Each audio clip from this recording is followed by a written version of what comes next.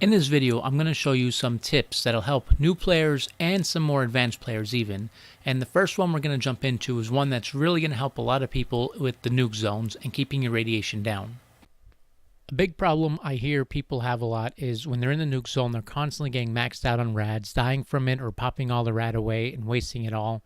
Well, you don't really need to deal with this. If you're in a group, all you need to do is have your party members get the Rad Sponge perk card, or just have one person get it, max it out, and share it with the whole group, and then everyone gets the effects. Then every time they're getting Rad Poison, occasionally it'll pop off and it'll just heal you. As you see here, we're just fighting through, and every Rads that we're getting is just healing as long as we stay close by our group members. I have no Rads right here, and I've been in the Rads for quite a while. I've been in this nuke for a while, and they just keep on healing. This is essential if you're going to be in the nuke zone. And before starting out your grind, whether in a nuke zone or you're just grinding out normally, or if you're before even going out in a normal quest, keep in mind that resting will give you well-rested benefit that'll give you extra XP. So come to your base, sleep before you start anything, even if you're just doing regular quests, or while you're out, find a bed every hour or something, just keep an eye on it and then just sleep. And this will really help you power through to get to level 100. With the 5% XP bonus with well rested, and if you go into the perk card in the charisma tree, inspirational, an extra 15%, you'll have 20% for everything you kill. And there's also food you can make that'll bring it up a little bit more. You fly through the levels really fast with this combo.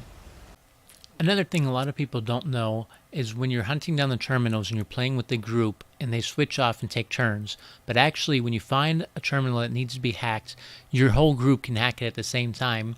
When one person goes into there, you can go in as well, access the terminal screen. The only thing is you can't, once someone solves it, you can't back out. So you need to make sure that once someone solves it, you need to know the correct answer to go through and complete it to get the password right. But if you do this, each member of your team can get the hacking at the same time on the same terminal and share that same terminal. When hunting down the 10,000 caps trophy, there are 7 different vendors you can go to sell per day. In Flatwoods, you'll have the responders.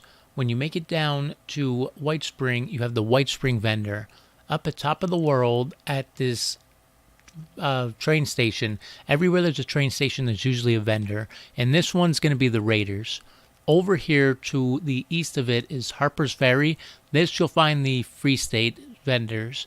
All the way down in the bog, this Watoga station, you'll find the Watoga trader.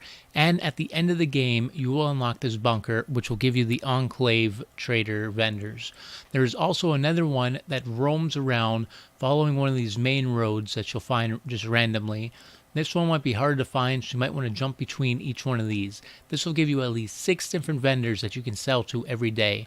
And the vendors will reset their caps 24 hours after, I believe it is when you sell to them last, I believe.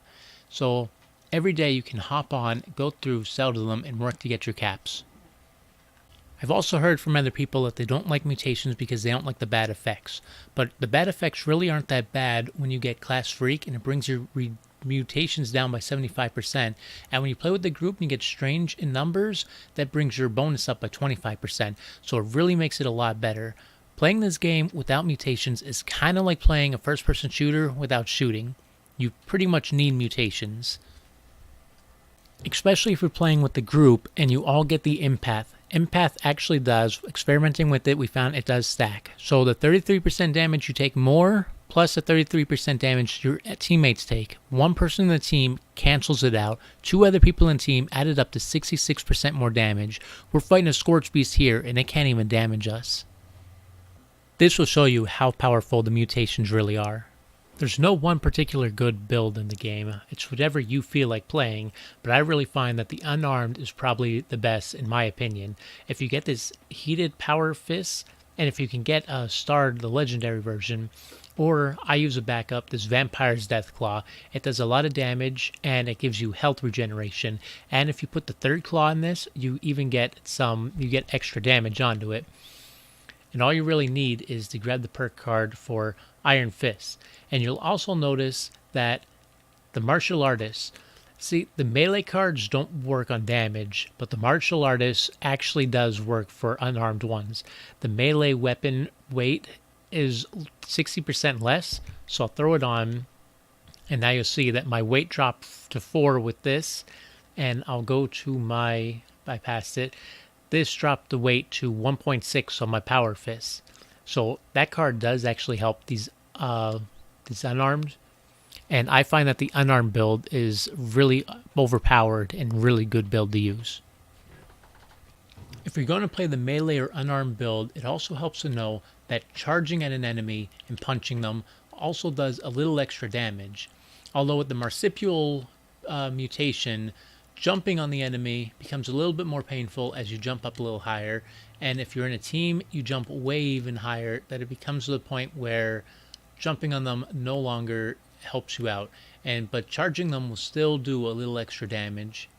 My last tip is to check vendors for their weapons. Sometimes you can find a pretty good gun that they're actually selling. I found this one that does 633 damage that explodes, the bullets explode. This was a pretty good gun to find on a vendor, so I bought it. It's actually the strongest gun. It made me want to play guns again from my melee build.